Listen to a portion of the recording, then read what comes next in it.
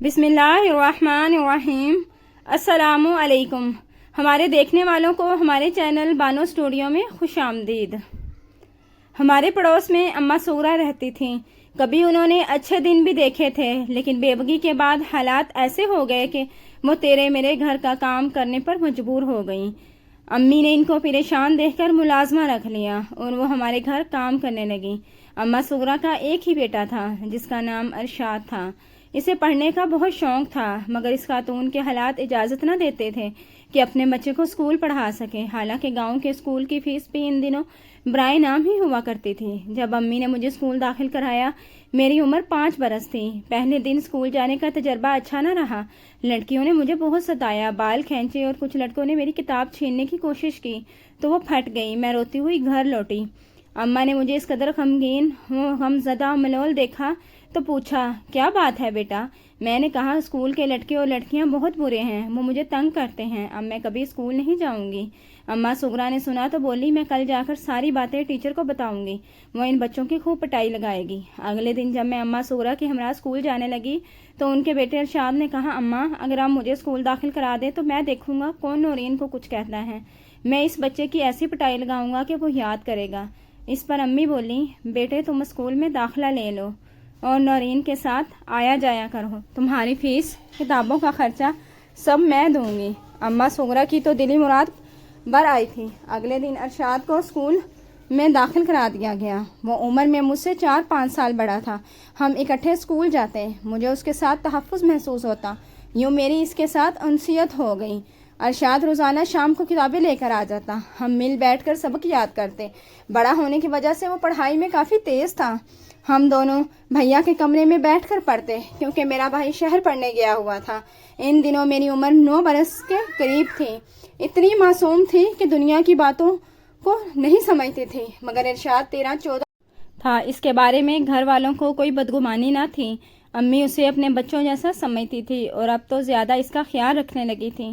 کہتی تھی کہ ارشاد اسکول میں نورین کا خیال کرتا ہے، تبھی شریر بچے اس کو تنگ نہیں کرتے۔ یوں ہی 2 سال گزر گئے۔ اب ارشاد میں کچھ تبدیلیاں آنے لگیں۔ میں اور وہ جب تنہا ہوتے، وہ مجھ سے عجیب و غریب باتیں کرنے لگتا۔ ان باتوں کا رد عمل یہ ہوتا کہ میں پریشان بھی ہوتی تھی اور کبھی جھیپ جاتی، لیکن ان باتوں کا ذکر میں کبھی کسی سے نہ کرتی تھی، کیونکہ میں اس کو اپنا محافظ سمجھتی تھی۔ اس کا ساتھ میرے لیے بڑا سہارا تھا۔ میں کسی صورت نہیں چاہتی تھی کہ وہ کہیں چلا جائے، تب بھی اس کی ہر بات مان لیتی۔ جو باتیں بری کرتا نظر انداز کر دیا کرتی اور پوری طرح رازداری سے کام بھی لیتی۔ اس روز ہمارے ہاں ایک خوشی کی تقریب تھی، سو امی نے ارشاد کو روک لیا کہ کاموں میں ہاتھ پٹائے۔ کام کرتے ہوئے وہ گنگنانے لگا تو پتہ چلا کہ اس کی آواز بہت اچھی ہے۔ بس پھر کیا تھا، ہر ایک نے اسے فرمائش کی کہ وہ کوئی گانا سنائے۔ اس نے بہت اصرار پر کچھ شادی کے موقع کے خوشی بھرے گیت سنائے تو مہمان جھوم اٹھے۔ پھر تو ساری رات اس کے گیتوں نے رت جگہ کا سما باندھے رکھ دیا۔ جب سب تھک کر سونے چلے گئے تب امی نے ارشاد سے کہا کہ تم بھی یہی مہمانوں والے کمرے میں سو جاؤ۔ سبھی نیند کی آغوش میں جا چکے تھے، لیکن مجھے اور ارشاد کو نیند نہ آئی۔ ہم دونوں جاگ رہے تھے۔ پہلے وہ اٹھا اور صحن میں پڑی چارپائی پر جا کر بیٹھ گیا، پھر میں اس کے پیچھے کمرے سے باہر آ گئی۔ وہ بولا، باہر کیوں آئی ہو؟ کیا نیند نہیں آ رہی؟ ہاں، میں نے کہا، نیند بالکل نہیں آ رہی، بے چینی سی ہو رہی ہے۔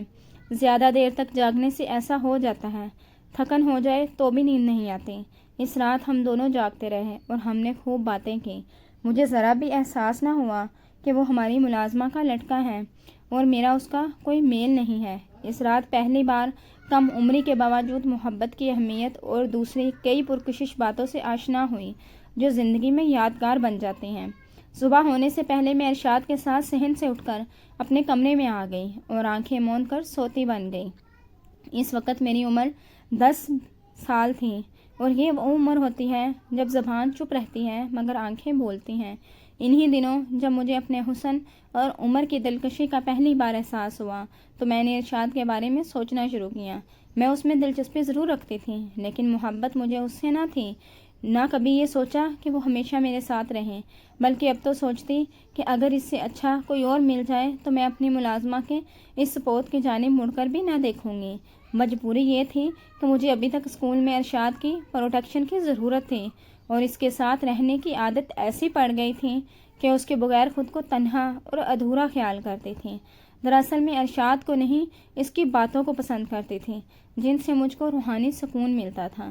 ایک روز گاؤں میں کسی کا انتقال ہو گیا، گھر والے وہاں چلے گئے، ارشاد اور اس کی بہن کو ہمارے پاس چھوڑ گئے تاکہ ہم اکیلے نہ رہیں۔ اس کی بہن تو کھانا کھا کر سو گئی، میں اور ارشاد باتوں کے چسکے میں بیٹھ گئے۔ ہم کو ابھی نیند نہ آ رہی تھی۔ یہ دن میری زندگی کا سیاہ ترین دن تھا۔ ہم آدھی رات کو باتوں میں مہو تھے۔ احساس نہ ہوا کہ آپا کا منگیتر جمال کب وہاں آیا اور ہماری باتیں سنتا رہا۔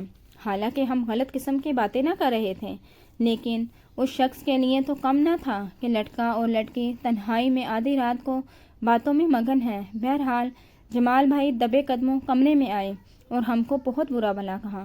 انہوں نے ارشاد کو تو 2-4 جوتے بھی لگائے کہ نوکرانی کے بچے، تیری یہ ہمت، اپنی اوقات بھول گیا تو۔ انہوں نے بازو سے پکڑ کر اس کو اسی وقت گھر سے نکال دیا اور بولے، اب کبھی میں تیری صورت نہ دیکھوں، اب کبھی ادھر کا رخ نہ کرنا۔ ارشاد تو اس دن سے ایسا گیا کہ پھر کبھی لوٹ کر نہ آیا، لیکن میں کم نصیب آج بھی ایک گرا بوجھ تلے دبی سسک رہی ہوں۔ میرا خیال تھا کہ جمال بھائی خوب اس واقعے کی تشہیر کریں گے، امی ابا سے بھی شکایت کریں گے، باجی کو بتائیں گے کہ دیکھو تمہاری بہن کی یہ حرکتیں ہیں، لیکن انہوں نے ایسا نہ کیا، بلکہ اس جرم کی انہوں نے مجھے ایسی سزا دی کہ اے کاش مجھ کو موت ہی آ جاتی تو اچھا تھا۔ اب جب موقع ملتا وہ اس بات کی آڑ میں میرے نزدیک آ جاتے، دھمکیاں دیتے، اگر میرا ساتھ نہ دیا تو سارے زمانے میں رسوا کر دوں گا، تمہاری زندگی برباد ہو جائے گی، کسی کو منہ دکھانے کے قابل نہ رہو گی، نہ ہی تمہاری کبھی شادی ہو سکے گی۔ میں سہم کر رہ جاتی، اندر ہی اندر گھٹتی رہتی۔ یہ باتیں ایسی تھیں کہ ہم ان کو زبان پر لانے سے کترانے لگتی تھیں۔ مجھ پر ان کا اس قدر رعب اور دہشت طاری ہوئی کہ ان کے دیکھنے سے میری روح فنا ہو جاتی۔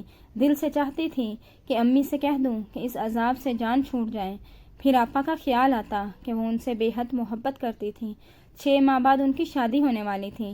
امی سے کہوں یا آپا ہی سے کہہ دوں، بس یہ سوچتے سوچتے صبح ہو جاتی۔ میں ایک کم سن بچی، کم عقل اور خوف زیادہ، اتنا حوصلہ تھا اور نا اخلاقی جرأت، اور جمال کا یہ عالم جب تنہا دیکھتے باہیں پکڑ لیتے تب دل سے دعا کرتی، یا اللہ کہیں سے آپا یا بھائی آ جائیں اور اس مردود کو دیکھ لیں۔ بے شک مجھے جو برا بھلا کہیں، لیکن اس خبیث انسان کا تو اسی وقت فیصلہ کر ڈالیں گے۔ بہت دکھ ہوتا تھا اپنی بزدلی پر۔ سب کہتے نورین کو دیکھو کتنی اچھی تربیت ماں نے اسے دی ہے کہ چپ رہتی ہے، خواہ مخواہ چپڑ چپڑ نہیں کرتی، فالتو بات تو کرنا جانتی ہی نہیں، جیسے اس کے منہ میں زبان ہے ہی نہیں۔ اچھی لڑکیوں کے یہی طور اتوار ہوتے ہیں، فضول میں ہر وقت باتیں نہ بگاری، بہت عقل مند اور سنجیدہ لڑکی ہیں۔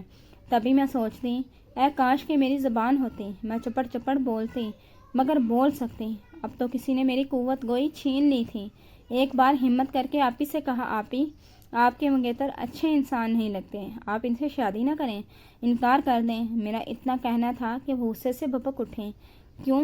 کیا تم مجھ سے جیلس ہو یا جمال تم کو پسند آ گئے ہیں؟ کیوں نہ کروں میں ان سے شادی؟ بھائی کیا تم کرنا چاہتی ہو جمال سے شادی؟ اف میرے اللہ، میں تو کہہ کر پچھتائی، وہ تو میرے پیچھے ہی پڑ گئی، حالانکہ وہ مجھ سے بے حد پیار کرتی تھی۔ پہلی بار میں نے ان کی ڈانٹ کھائی تو روحانی سی ہو کر کمرے میں خوب روئی۔ شاید یہ موضوع ہی اتنا نازک تھا کہ آپا اس بارے دوسری کوئی بات سوچ نہ سکتی تھی۔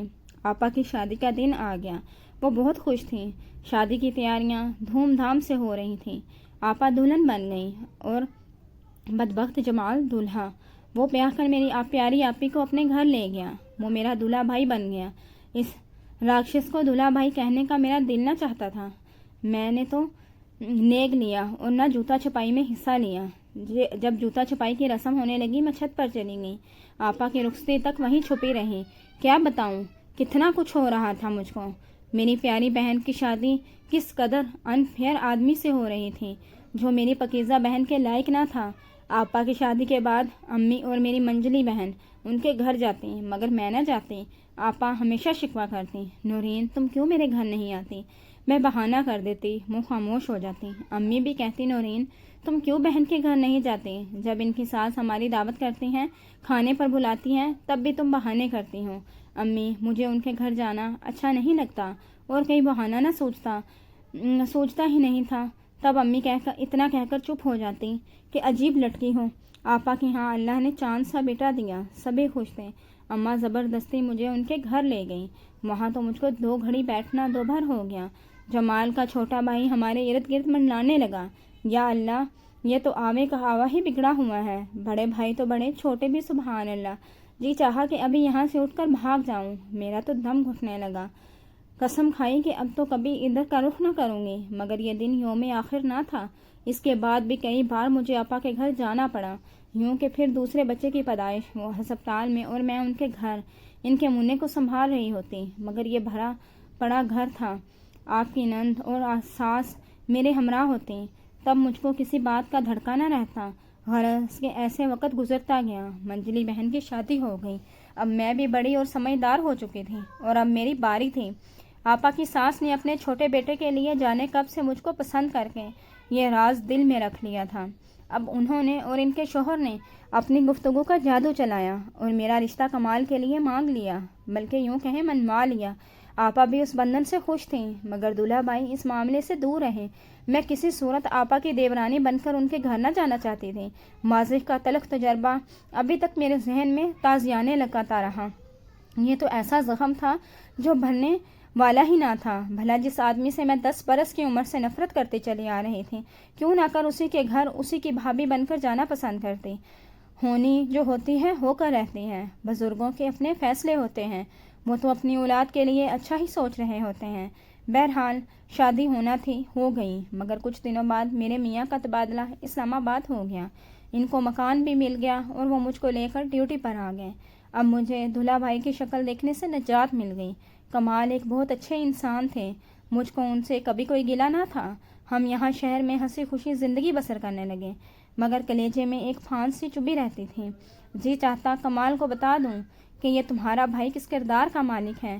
اللہ نے میری سن لی اور وہ نوکری کے لیے 5 سال کے کنٹریکٹ پر دبئی چلے گئے۔ 5 سال میں صرف ایک مرتبہ عید کی چھٹیوں پر آپا اور جمال بھائی گھر آئے، اور میں عید کے بہانے میکے چلی گئی۔ وہ 1 ہفتہ رہ کر واپس چلے گئے۔ کوئی طویل المدت پروجیکٹ تھا اور ابھی مکمل نہ ہوا تھا، لہٰذا ان کو دوبارہ 3 سال کے لیے کنٹریکٹ پر رکھ لیا گیا۔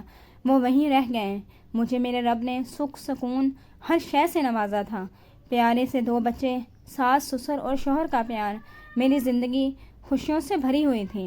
پرانے زخم بھی مندمل لگتے تھے۔ اچانک ایک روز اطلاع ملی کہ تعمیراتی کام کے دوران بھاری کرین گرنے سے جمال بھائی وہاں موقع پر جاں بحق ہو گئے ہیں۔ دوسرے بھی کافی کارکن زخمی ہوئے تھے اور کچھ جاں بحق ہو گئے تھے۔ یہ ایک بہت بڑا حادثہ تھا۔ ماضی میں جو بھی برا ہوا تھا، لیکن یہ حادثہ اس سے برا تھا کیونکہ میری پیاری آپا کا گھر اجڑ گیا تھا۔ ان کی بادشاہی بیوگی میں تبدیل ہو گئی اور ان کے 3 بچے یتیم ہو گئے۔ آپا کا سہاگ لٹ گیا۔ وہ بیوہ ہو کر دولہا بھائی کی میت کے ساتھ وطن لوٹیں۔ وہ بہت غمزدہ تھیں اور مجھ سے ان کا غم دیکھا نہ جاتا تھا۔ میرے دل میں اپنے دولہا بھائی کے لیے غصہ تو بہت تھا، لیکن میں نے کبھی یہ نہ چاہا کہ آپا کو اتنا بڑا غم ملے کہ میری بہن بیوہ ہو جائیں یا ان کے بچے یتیمی کے دکھ سے دوچار ہو۔ لیکن خدا کی کرنی، ان کی قسمت میں ایسا ہونا ہی لکھا تھا، سو ہو گیا۔ خدا جانتا ہے میں نے کبھی ان کو ایسی بددعا نہ دی تھی۔ اللہ تعالیٰ کی مصلحتیں اور اس کی مرضی، وہ جو چاہے ہو جاتا ہے۔ انسان تو بے بس ہے، قادر کی مرضی کے آگے سر تسلیم خم کرنا پڑتا ہے، اور یہی بندگی کا تقاضا ہے۔ پلیز کمنٹ باکس میں اپنی رائے ضرور دیجیے۔ Thanks for watching. اللہ حافظ۔